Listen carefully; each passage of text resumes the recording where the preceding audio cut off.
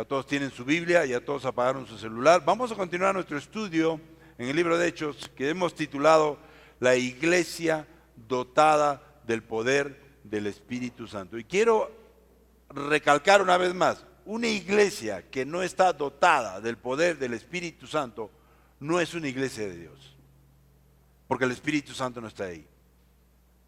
Es una iglesia del hombre, pero no es una iglesia de Dios. Necesitamos la guianza del Espíritu Santo. Sin Él no podríamos hacer realmente iglesia. Entonces, la semana pasada terminamos el capítulo 3 de este libro de Hechos de los Apóstoles, y el último punto que vimos fue justamente el punto número 8, donde decía, el no arrepentimiento trae condenación. En otras palabras, el no reconocer a Jesús como el Mesías, el no recibirlo como tu Señor y Salvador, el negarlo, traerá como consecuencia que al final de los tiempos traerá la condenación para tu vida, la muerte eterna, el infierno, como lo quieras llamar.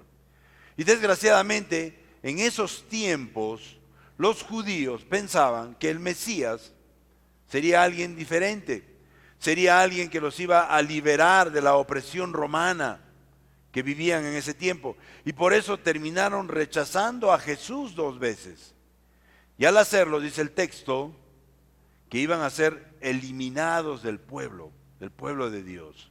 Y por lo tanto, condenados al infierno. Pedro, el apóstol Pedro, les estaba recordando que ellos eran los herederos de la promesa hecha a Abraham y de que todos los pueblos del mundo serían bendecidos por medio de su descendencia. Lo estamos viendo ahora, iglesia, porque eso nos incluye a nosotros y a las generaciones por venir. El pueblo judío esperaba al Mesías de cierta manera, pero Dios quería darles algo mucho mejor. ¿No es así, iglesia? Siempre Dios quiere darnos algo mucho mejor que lo que nosotros muchas veces le pedimos. Y en este caso, ellos buscaban a un Mesías político y militar que los liberara de la opresión romana, y no tanto uno que hiciera que cada uno se convierta de sus maldades, se convierta de sus pecados. Y esto nos muestra, iglesia, cuán importante es para nosotros esperar las cosas correctas de Dios y sobre todo aceptarlas. Y vamos ahora sí a ir al capítulo 8 y vamos a leer juntos los versículos del 1 al 4 que dicen, mientras Pedro y Juan hablaban a la gente, se presentaron los sacerdotes, el capitán de la guardia del templo y los saduceos. Estaban muy disgustados porque los apóstoles enseñaban a la gente y proclamaban la resurrección. Escuchen bien esto, que se había hecho evidente en el caso de Jesús. Arrestaron a Pedro y a Juan y como ya anochecía, lo metieron en la cárcel hasta el día siguiente, pero muchos de los que oyeron el mensaje creyeron y el número de estos fue contado, solo a los hombres llegaba a unos 5,000. Interesante, Pedro estaba predicando. Pedro no perdía la oportunidad para predicar la palabra. Pedro estaba lleno del Espíritu Santo.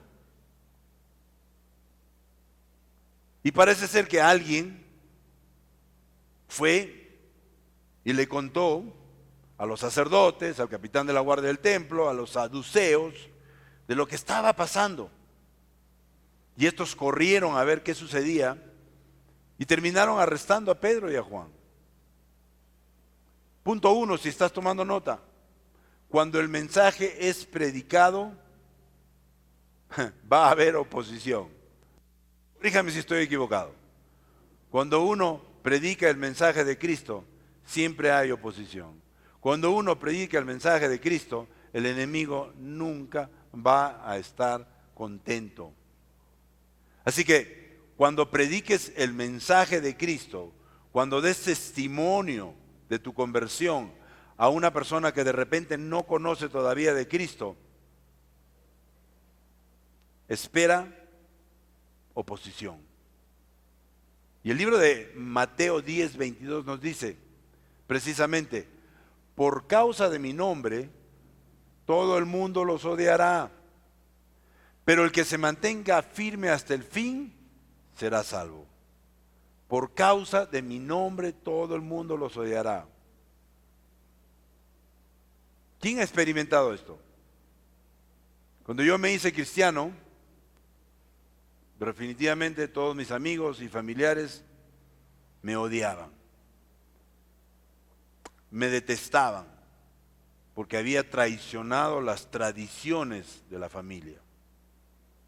Así que si tú estás predicando el evangelio a alguna persona y sientes que hay oposición, sientes que gente alrededor de repente interviene y quiere contradecir lo que tú estás diciendo, no te asombres, porque eso va a pasar. Pero también te digo, no te desanimes, continúa. Porque la palabra dice que más fuerte es el que vive en nosotros que el que está en el mundo. Y el que va a salir glorificado es el Señor. Y en este caso, el mensaje de Pedro encontró respuestas muy variadas, que es lo mismo que nos va a pasar a nosotros. Hubo una diferencia pronunciada entre la reacción de los líderes religiosos y los del pueblo en general. Los primeros rechazaron el mensaje inmediatamente y los metieron en la cárcel. Estaban enojados porque los apóstoles proclamaban algo que ellos estaban muy en contra, que era la resurrección. Y en este caso la resurrección del Señor Jesucristo, a quienes ellos mismos habían crucificado. Sin embargo, como dice la palabra, muchos otros lo recibieron y confiaron en Cristo. Se nos dice que el número de oyentes varones que profesaron públicamente su fe en el Señor fue aproximadamente de 5,000. Imagínense, Pedro predica con el poder del Espíritu Santo, la gente empieza a amontonarse, la gente empieza a ser tocada por el poder del Espíritu Santo. Y dice, 5,000 varones se convirtieron. Si 5,000 varones se convirtieron, eso quiere decir que por lo menos 15,000 o más se convirtieron. Porque aquí no están contando ni a los jóvenes, ni a los niños, ni a las mujeres, que también estaban ahí. De la misma manera que pasó en el milagro del pan y los peces. 5,000 personas comieron, pero no contaron a los niños ni a las mujeres. Se cree que más de 20,000 personas comieron y encima sobró. Así que aquí empieza la persecución a los cristianos. Y en este libro de los Hechos vamos a ver precisamente varias persecuciones a los cristianos. Y es importante notar que cada grupo perseguidor poseía sus propios motivos para resistir al Evangelio. Iglesia, no estamos tan lejos de lo que sucedía en esos tiempos. Aquí también ahora, en la actualidad, existen grupos con sus propios motivos que resisten el Evangelio. Unos porque no quieren traicionar sus tradiciones, otros porque no quieren dejar sus vicios, otros por comodidad, otros porque hacen algo ilegal, etcétera, etcétera, etcétera. Cada quien tiene sus razones y sus motivos por el cual resisten el Evangelio. Entre los grupos de aquella época estaban los saduceos, los fariseos, los herodianos y varios grupos paganos que se oponían al movimiento cristiano. Y cada uno por diferentes razones. Vemos aquí en estos versículos que la primera persecución del movimiento cristiano fue iniciada por los saduceos. Y no así de parte de un grupo gentil ni por el gobierno romano. Es como ahora, iglesia, tenemos más oposición de los grupos religiosos, los llamados evangélicos inclusive, que del mismo gobierno, de aquellos que se hacen llamar ateos o agnósticos. Son aquellos que profesan ser cristianos los que más nos persiguen y se oponen. ¿Por qué? Por sus propios intereses. Algunos dicen, no, porque me van a robar a mi gente. Nosotros no pescamos en pecera ajena. Sin embargo, existe ese temor. Así que los primeros impedimentos o barreras en contra de la misión de la iglesia primitiva eran de origen religioso, interno, y no de afuera. Y a pesar de que los saduceos constituían una minoría, sin embargo, eran una aristocracia rica y de gran influencia tanto en el templo como en el gobierno. Y el milagro les molestó. El milagro les molestó. Muchos por varias razones. En primer lugar, los saduceos estaban muy disgustados de ver que los discípulos estaban enseñando como si fueran rabíes, o sea, como si fueran maestros de la ley. Eran personas supuestamente sin educación, eran pescadores. ¿Cómo es posible que este pescador Pedro se pare y empiece a predicar la palabra de Dios como si fuera un gran conocedor de la palabra? Si ni siquiera ha ido a la universidad, si no ha estudiado teología. Sin embargo, predicaba con autoridad. Y de la misma manera tú puedes predicar con esa misma autoridad. Lo único que necesitas, y que ya lo tienes, es el poder del Espíritu Santo. Y eso les molestaba mucho a los saduceos. ¿Cómo es posible que ese hombre que no tiene ni siquiera primaria y que esté predicando y que toda la gente lo siga? En segundo lugar, no creían en la resurrección, que era uno de los énfasis en el mensaje de Pedro y que debe ser un énfasis en nuestro mensaje, iglesia.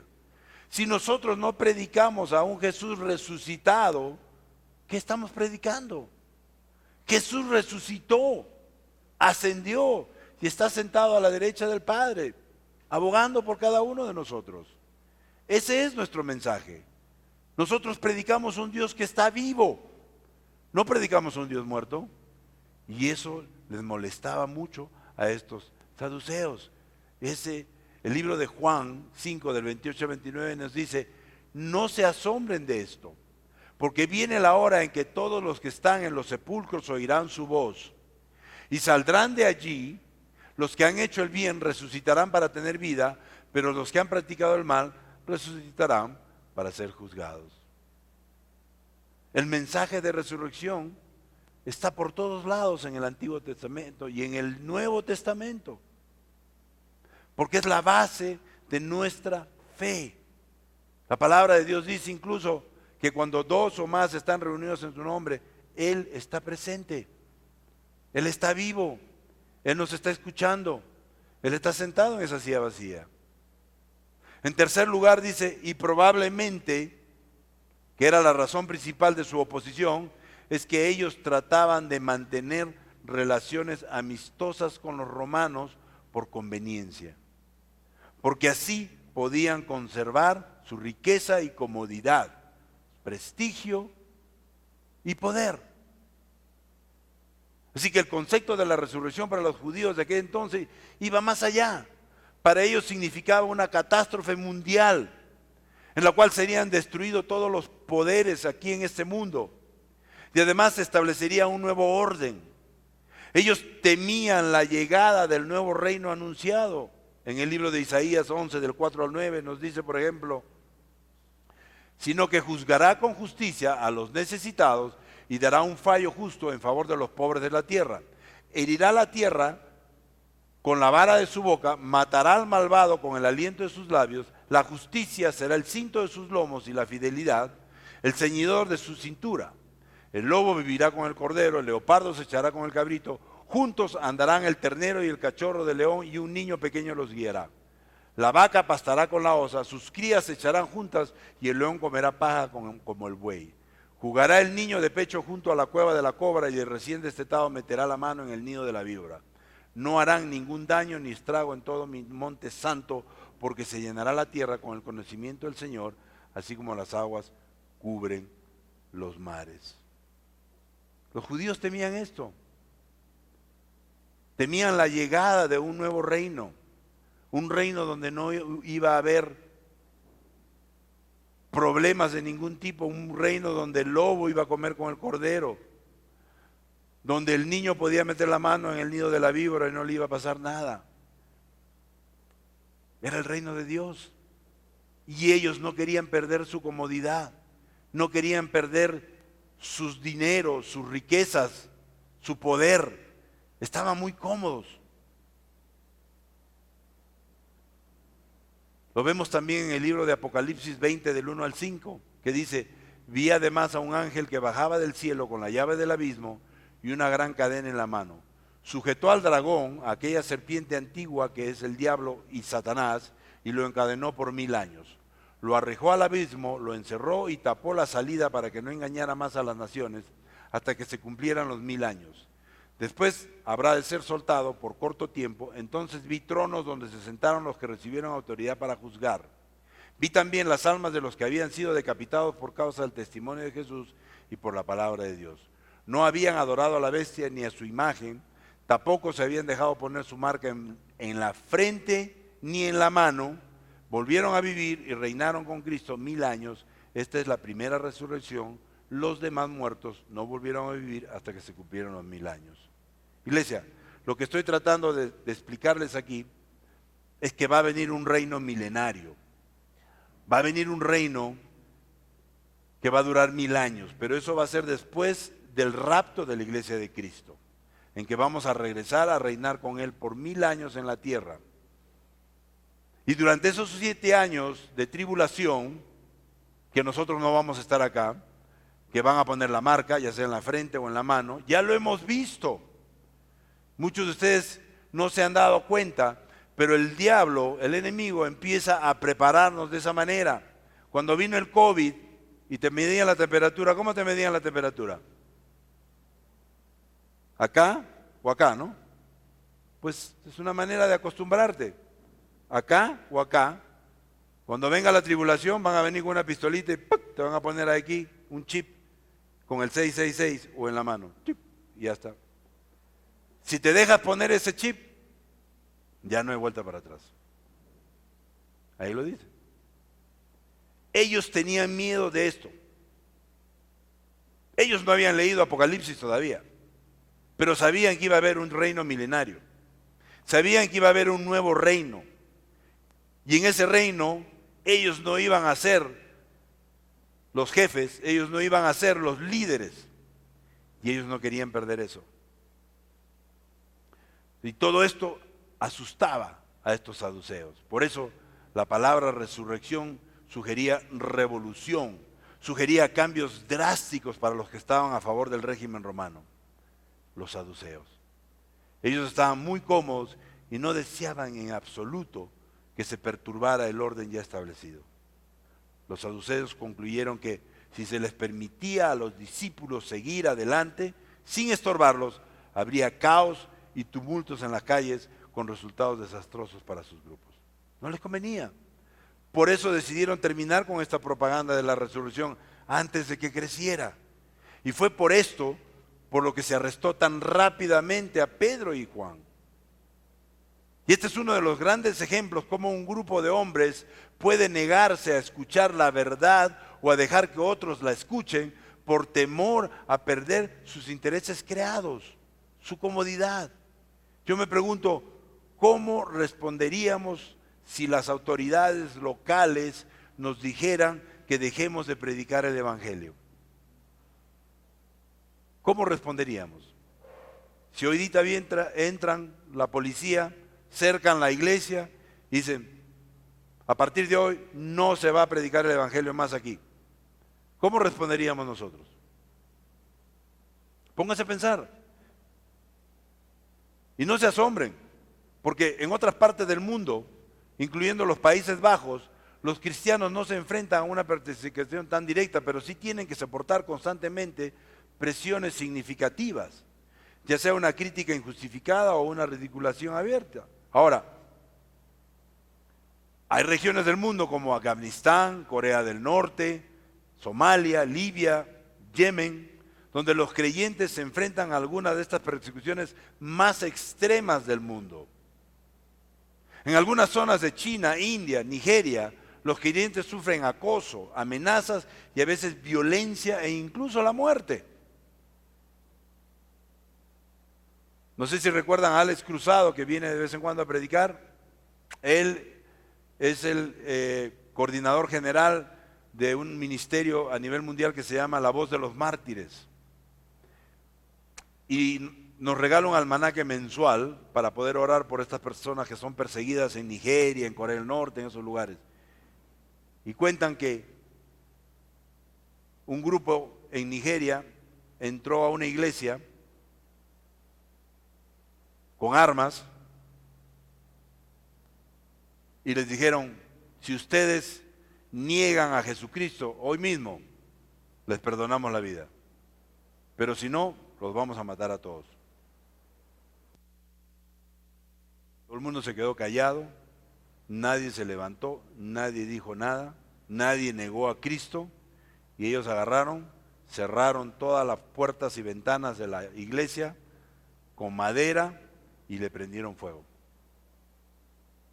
Y en ese incendio murieron todos menos uno que se tiró por la ventana. Un niño se tiró por la ventana y a la hora que se tiró por la ventana le metieron un machetazo y creyeron que estaba muerto.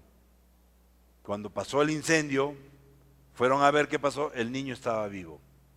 Y ese niño era el hijo del pastor. Ese niño creció, volvió a construir la iglesia y hoy es una de las iglesias más grandes de Nigeria. Lo que el diablo pretendió para mal, Dios lo hizo para bien. Pero ellos no renunciaron a su fe. Y muchas veces sucede eso. Sucede eso, iglesia. Y la pregunta quizás sea, ¿cómo debemos responder? Y las Escrituras nos dan un modelo en Hechos 4. El pasaje relata cómo los gobernantes locales y los líderes religiosos de Jerusalén arrestaron a Pedro y a Juan. El plan era hacerlos callar. ¿Sabes qué? No queremos que sigas predicando, eso nos hace mal, no nos conviene. Estás arengando a la gente a que se levante. Más de 15,000, 20,000 personas han recibido a Cristo ya. Esto es un caos, no nos conviene, vamos a perder nuestra fortuna, nuestro liderazgo. Y luego les dijeron inclusive, no enseñen en el nombre de Jesús. Lo vamos a ver más adelante, pero ¿saben lo que Pedro respondió? Y afirmó que los apóstoles no podían obedecer esta orden. Pedro dijo, nosotros no podemos obedecer esta orden. Lo vamos a ver más adelante, vamos a los versículos del 5 al 12 que dicen, al día siguiente se reunieron en Jerusalén los gobernantes, los líderes religiosos y los maestros de la ley. Ahí estaban el sumo sacerdote Anás, Caifás, Juan, Alejandro y los otros miembros de la familia del sumo sacerdote. Hicieron que Pedro y Juan compadecieran ante ellos y comenzaron a interrogarlos. ¿Con qué poder o en nombre de quién hicieron ustedes esto? Pedro, escuchen bien, lleno del Espíritu Santo, respondió, gobernantes del pueblo y líderes religiosos, hoy se nos procesa por haber favorecido a un paralítico y se nos pregunta cómo fue sanado. Sepan pues todos ustedes y todo el pueblo de Israel que este hombre está aquí delante de ustedes, sano, gracias al nombre de Jesucristo de Nazaret, crucificado por ustedes. Sano gracias al nombre de Jesucristo de Nazaret, crucificado por ustedes, pero resucitado por Dios.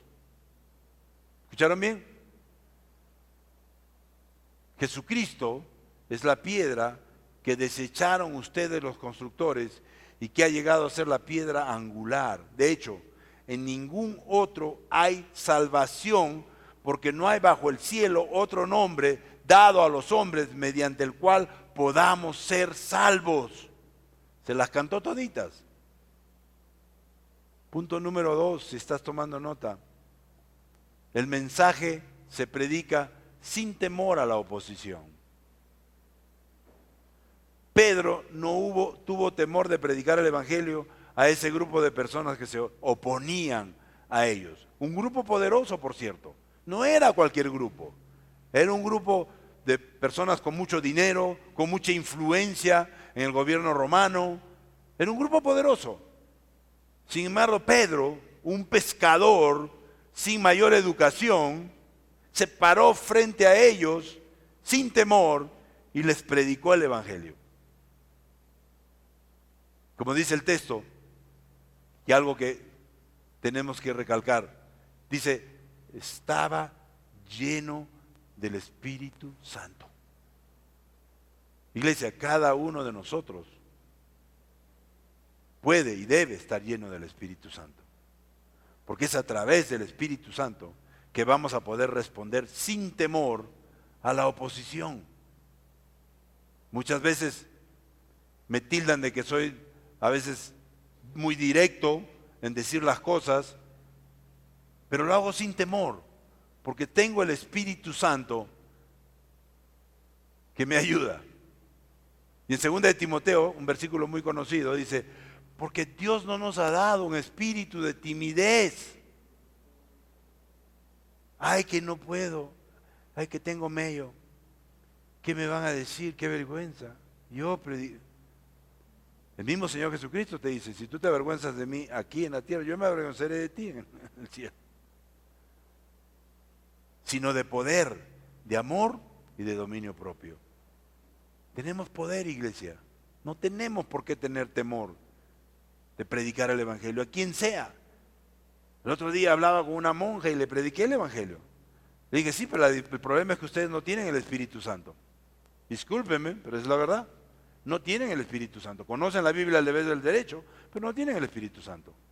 Por lo tanto, es como un libro de historia. Necesitamos ese poder. Y Pedro lo tenía. Y por eso no tenía temor. La reacción popular asustó tanto a los dirigentes que convocaron una sesión urgente al día siguiente del arresto de Pedro y Juan.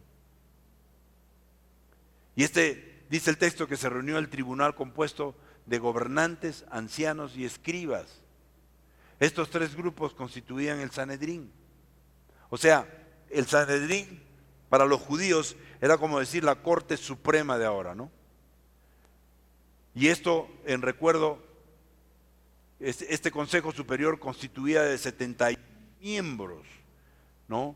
Y lo podemos ver en el libro de Números, cuando el Señor le dijo a Moisés, tráeme a 70 ancianos de Israel y asegúrate de que sean ancianos y oficiales del pueblo. Llévalos a la tienda de reunión y haz que esperen allí contigo. Yo descenderé para hablar contigo y compartiré con ellos el espíritu que está sobre ti, para que te ayuden a llevar la carga de este pueblo, así no tendrás que llevarla tú solo.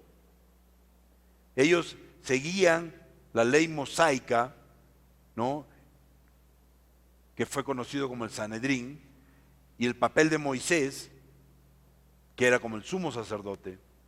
O sea que este grupo tenía la autoridad no solo religiosa, sino civil, pero solo hasta donde el gobierno romano les permitía. Y el grupo de gobernantes o sumos sacerdotes era un cuerpo representativo de la aristocracia sacerdotal, es decir, los saduceos.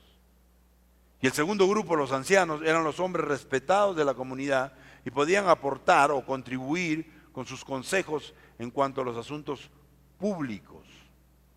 Y el tercer grupo, los escribas, eran los doctores de la ley, pertenecientes en su mayoría a los fariseos.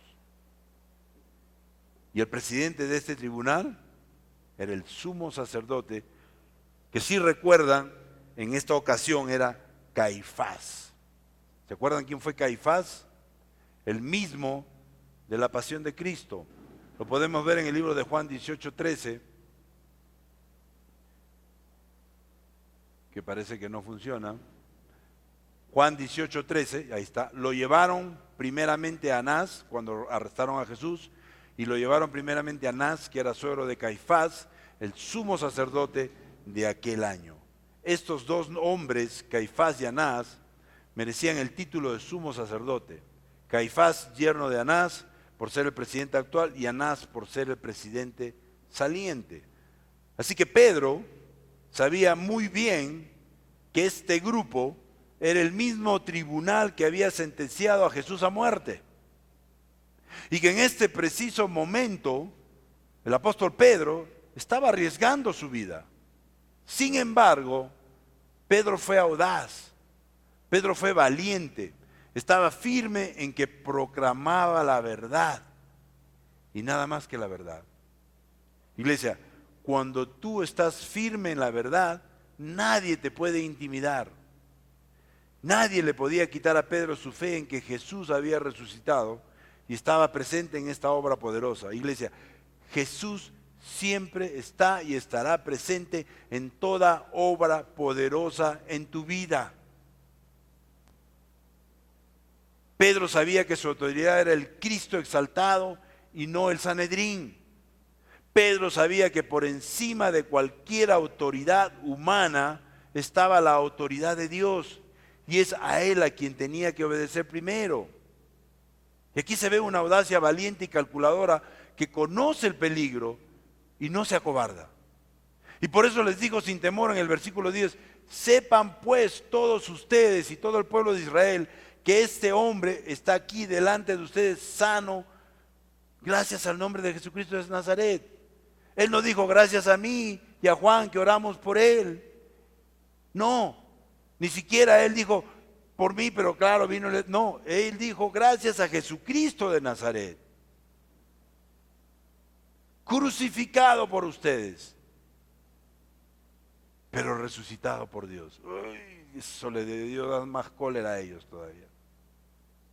Pero Pedro no tuvo temor. Lo que Pedro dice no tenía que ser probado porque el hombre a quien sanó estaba ahí.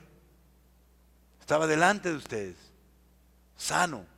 Todo el mundo lo conocía, todo el mundo lo había visto paralítico en el templo y ahora lo veían ahí saltando y brincando. O sea, no se podía discutir con una demostración, por eso los judíos no podían negar la afirmación de Pedro.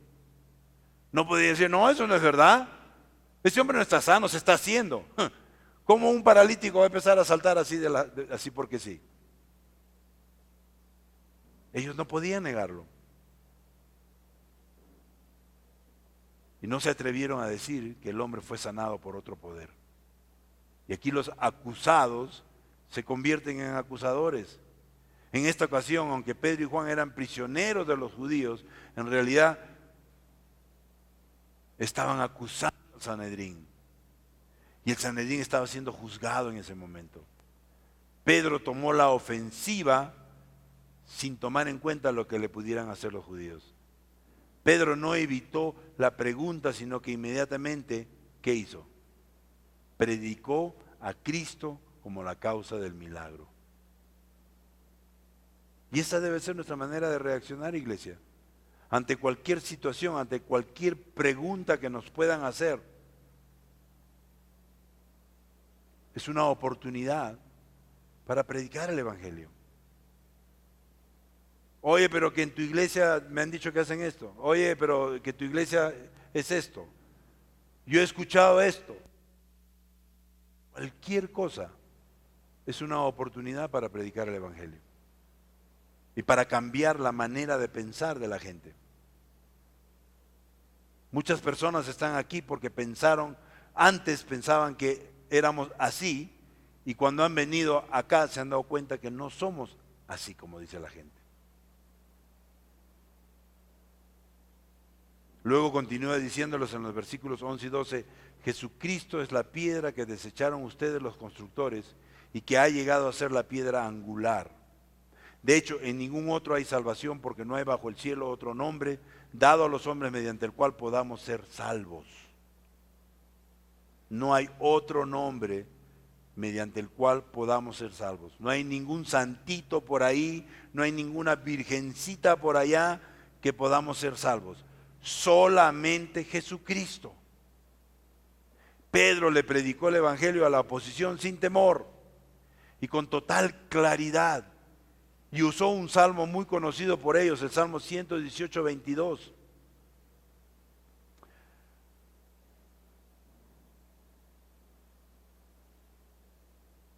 Que dice, la piedra que desecharon los constructores ha llegado a ser la piedra angular.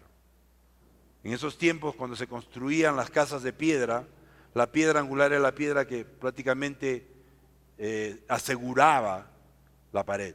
Era como que si le ponías ahí algo que permitía que la pared no se cayera. Esa era la piedra angular. Y ellos se referían a Jesucristo como esa piedra angular. No era Pedro que quiere decir piedrita, ¿no? Sino era Jesucristo, la roca, la piedra angular.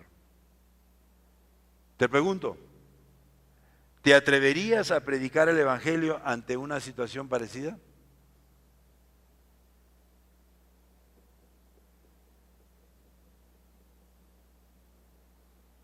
Si te dieran el micrófono y te dijeran, aprovecha que están ahí todas las autoridades y predica el Evangelio, ¿te atreverías?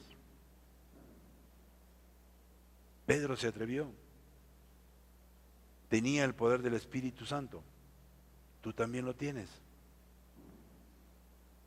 ¿Qué te para de hacerlo? Vamos a leer los versículos del 13 al 22.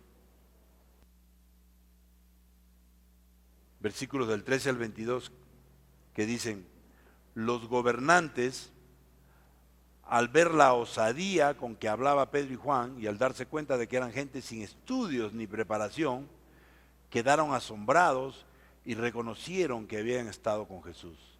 Además, como vieron que los acompañaba el hombre que había sido sanado, no tenían nada que alegar.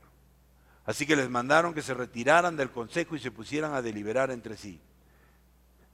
¿Qué vamos a hacer con estos sujetos? Es un hecho que por medio de ellos ha ocurrido un milagro evidente. O sea, reconocieron.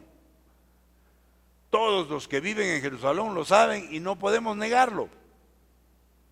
Para evitar que este asunto siga divulgándose entre la gente, vamos a amenazarlos y así no volverán a hablar de ese nombre a nadie. Los llamaron y les ordenaron terminantemente que dejaran de hablar y enseñar acerca del nombre de Jesús. Pero Pedro y Juan replicaron, ¿es justo delante de Dios obedecerlos a ustedes en vez de obedecerlo a Él? Júzguenlo ustedes mismos. Nosotros no podemos dejar de hablar de lo que hemos visto y oído. Después de nuevas amenazas, los dejaron irse. Por causa de la gente, no hallaban manera de castigarlos. Todos alababan a Dios por lo que había sucedido, pues el hombre que había sido milagrosamente sanado tenía más de 40 años. Punto 3, y con esto terminamos. El mensaje está basado en lo que vemos y oímos. El mensaje está basado en nuestra propia experiencia, en cómo Dios a través de su Espíritu Santo nos ha transformado y cómo ha transformado a otros, no lo podemos negar. Punto 3, Loida, que no está pasando el... Yo recuerdo en un entrenamiento para evangelizar, era nuevo en la fe, nos íbamos a México y el entrenador, el que nos estaba entrenando, nos dijo, me preguntó, ¿eres nuevo en la fe? Yo le dije, sí. ¿No sabes cómo evangelizar? Le dije, no, la verdad que no, nunca lo he hecho. Y él me dijo, solo cuenta cómo Dios ha transformado tu vida. Cuenta tu testimonio. Pregúntate, ¿cómo Dios ha transformado tu vida? Es lo único que tienes que decir. Si no ha transformado tu vida, de repente entonces no has sido convertido.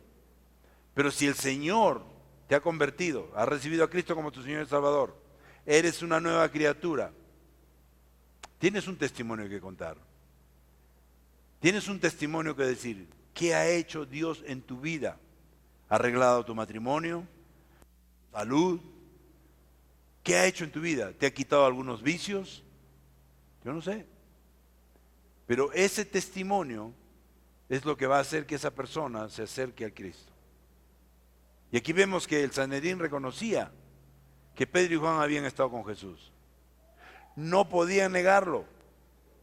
Es como una persona alcohólica, de un momento a otro dejó de tomar y todo el mundo lo ve. Todo el mundo lo ha conocido, sobre todo aquí en un pueblo chico. Y de repente ya el hombre no toma. De repente lo ven sobrio todos los días. Y pueden reconocer que ha habido un cambio en él. No podían negarlo, dicen los judíos. Quedaron asombrados y reconocieron que habían estado con Jesús. No podían negarlo, pero a su vez no querían admitirlo públicamente, porque no les convenía. Podían perder su estatus y esto produjo aún más desprecio por sus actividades. Consideraban a Pedro y a Juan que eran gente sin estudios ni preparación, personas que no tenían educación profesional, especialmente en cuanto a la ley se refiere. Significa que no tenían calificación académica, no habían ido a un colegio bíblico. Los consideraban hombres sin preparación superior y así sin autoridad legítima. Sin embargo, estaban enseñando grandes verdades. Recordemos, iglesia, algo que es muy importante, que Dios no escoge al preparado, sino que Dios prepara al escogido. Y esto es lo más asombroso de todo, iglesia, que la prueba más importante e incontrovertible del cristianismo es el cristiano mismo. Es su testimonio. A fin de cuentas, las palabras y el conocimiento no valen mucho. Solamente podemos afirmar el cristianismo al confrontar a los que nos rodean con evidencias innegables del carácter cristiano.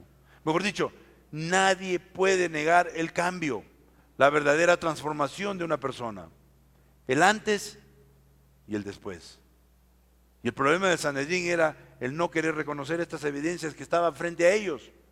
No las querían reconocer públicamente, como el caso del hombre lisiado que había sido sanado. Ellos mismos lo dijeron en el versículo 16. ¿Qué vamos a hacer con estos sujetos? Es un hecho que por medio de ellos ha ocurrido un milagro evidente. Ellos lo sabían, pero no les convenía reconocerlo enfrente de todos. Tenemos un pariente que por muchos años fue alcohólico, hasta que un día la familia decidió internarlo en un centro de rehabilitación. Lo que no se dieron cuenta era que era un centro de rehabilitación cristiano. Y años más tarde, él salió de ahí convertido y curado. Sucedió un milagro en su vida.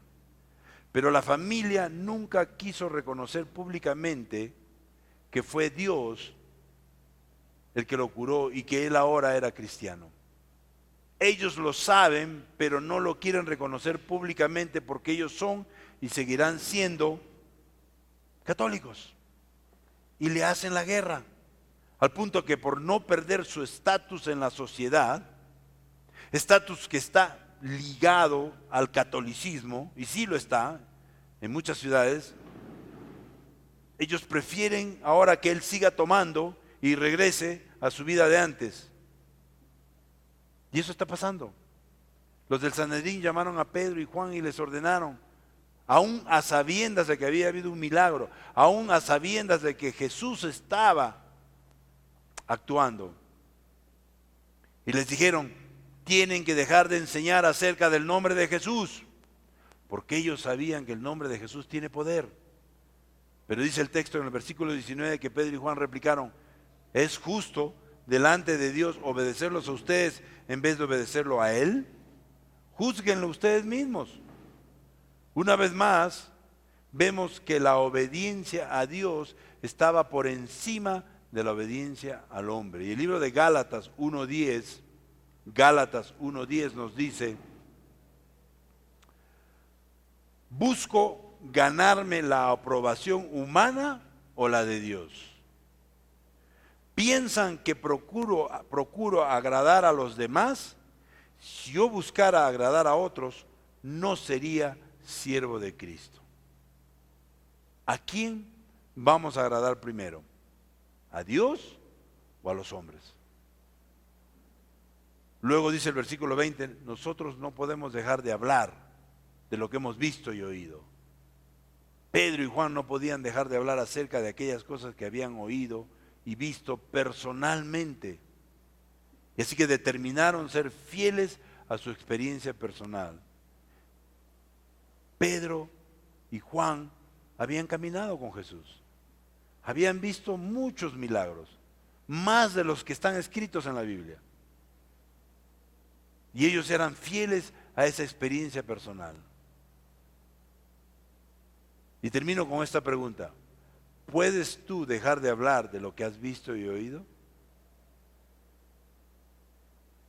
¿Prefieres quedarte callado que predicar el Evangelio cuando Dios te da la oportunidad de hacerlo?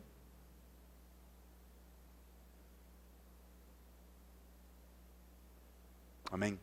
Padre, te damos gracias por este tiempo. Oramos agradecidos por tu palabra, Señor. Reconocemos que tu nombre tiene poder, Jesús. Reconocemos, Padre, que sin ti no somos nada, Padre. Reconocemos que necesitamos el poder de tu Espíritu Santo para predicar sin temor tus verdades, Señor.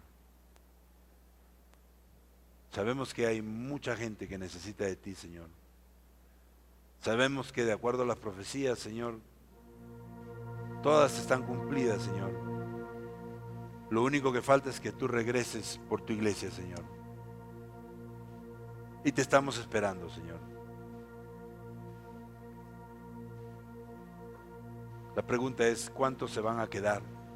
¿Cuántas personas que conocemos, si tú vienes hoy, cuántos se van a quedar, Señor? Señor, quita cualquier temor, Señor. Activa tu Espíritu Santo en nosotros para que podamos predicar al mundo de tu resurrección, Señor. Y que tú nos estás esperando con los brazos abiertos, Padre. Yo oro agradecido por este tiempo, Señor. Síguenos hablando a través de tu palabra, Padre, en el nombre de Cristo Jesús. Amén.